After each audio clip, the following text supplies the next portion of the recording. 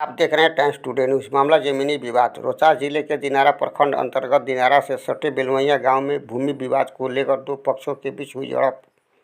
सूत्रों से मिली जानकारी के अनुसार बेलवैया में जमीनी विवाद का कारण सेलिंग जमीन में धान की बुआई को लेकर बताई जा रही है।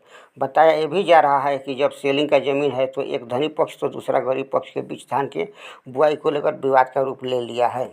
ये जमीन माननीय उच्च न्यायालय के आदेशानुसार विक्रमगंज अनुमंडलाधिकारी के देखरेख में एक पक्ष को जमीन में फसल लगाने की बात बताई जा रही है, तभी दूसरा पक्ष यानी गरीब पक्ष द्वारा इसे रोकने की बात बताई जा रही है। बताया ये भी जा रहा है कि कानूनतः जमीन का पर्चा दलितों के मिलने के आधार पर ही कोई रोक सकता है, ऐसे नहीं। भले ही सरकार उसे अपने सामने रहकर उस जमीन को जोतने को न दिलाई हो। ये बात स्थानीय लोगों से निकल कर आ रहा है। जमीन विवाद को लेकर गुस्से से तमतमाए दूसरा पक्ष उग्र रूप धारण होकर पुलिस प्रशासन से भी उलझ गए, जो मामला और गंभीर बन गया। कुछ असामाजिक तत्वों ने इसे विकराल रूप दे दिया है। एसपी के आदेश पर कई थाने दिनारा में जुटे हुए फिलहाल दिनारा पुलिस छावनी में तब्दील है। लोगों द्वारा यह बताई जा रही है कि यहाँ गोली चलाने की भी बात बताई जा गई है। पुलिस अधीक्षक इसे सिरे से खारिज करते हुए बताए कि यहाँ कोई गोली नहीं चली है। कई लोगों का कहना है कि यह जमीन लगभग 150 प्लस बीघा है। इस घटना के संबंध में रोहतास पुलिस अधीक्षक रोशन कुमार क्या कुछ बोले, जरा इसे सुनिए। क्या मामला हुआ है? देखिए, मामला है कि बेलवैया में एक ज़मीन है। उस ज़मीन को लेकर दो पक्षों में विवाद है, जबकि ऐसा उसमें माननीय उच्च न्यायालय का फैसला पहले से आ चुका है और ये लोग उसी के खिलाफ अभी तक आगे का कोई आदेश न्यायालय का आया नहीं।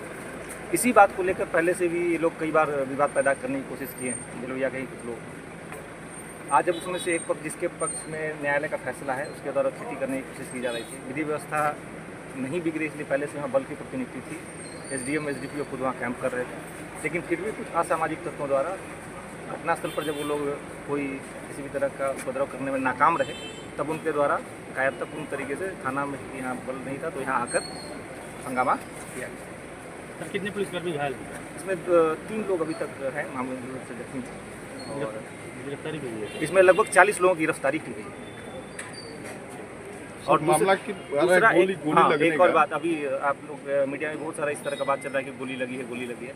जो अपराधी लोग हैं उन्हीं में से कुछ लोग हॉस्पिटल में गए थे और उनके द्वारा डॉक्टर को बोला गया है कि मुझे गोली लगी है। डॉक्टर भी थाने पे ही हैं। डॉक्टर से मेरी बात हुई है, पीएचसी के जो डॉक्टर हैं उनके द्वारा स्पष्ट रूप से बताया गया और लिखित में भी लिखा गया है कि एज टोल्ड बाई पेशेंट, जैसा मरीज के द्वारा बताया गया कि गोली लगी है, तो पूरी तरह से स्वस्थ था, ऐसा उसको कोई गंभीर जख्म नहीं था।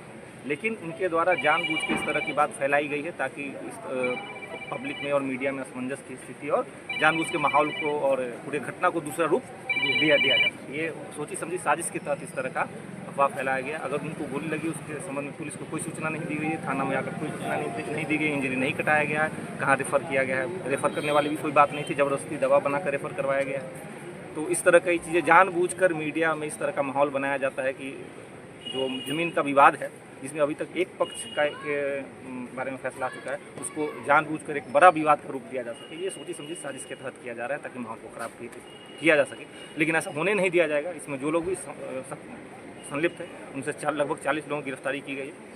पूरा मामला है कि इसमें पुलिस का कहीं से कोई भूमिका नहीं है, पुलिस से किसी तरह कोई विवाद नहीं है, पुलिस से किसी तरह कोई असंतोष की बात ही नहीं है। जानबूझकर जमीन विवाद को पुलिस से विवाद करने का रूप दिया जा रहा है। पुलिस से किसी तरह का कोई मामला ही नहीं है। इससे पहले भी जब भी ये लोग विवाद करने की कोशिश की है, पुलिस और स्थानीय एसडीएम एसडीपीओ द्वारा भी समझा बुझा कर उनको माननीय न्यायालय के फैसले के बारे में आगे अपनी जो बातें रख के उसी तरीके से इसको करने का सलाह दिया गया, लेकिन फिर भी उस सलाह को नहीं मान के ये लोग चाहते हैं कि जानबूझ के हम विवाद खड़ा करें जिससे हमको ज़मीन पर एक हक मिले। लेकिन ये न्यायालय के स्तर से, माननीय न्यायालय के स्तर से संभव है, हमारे स्तर से इसमें किसी भी तरह का कोई हस्तक्षेप संभव नहीं है।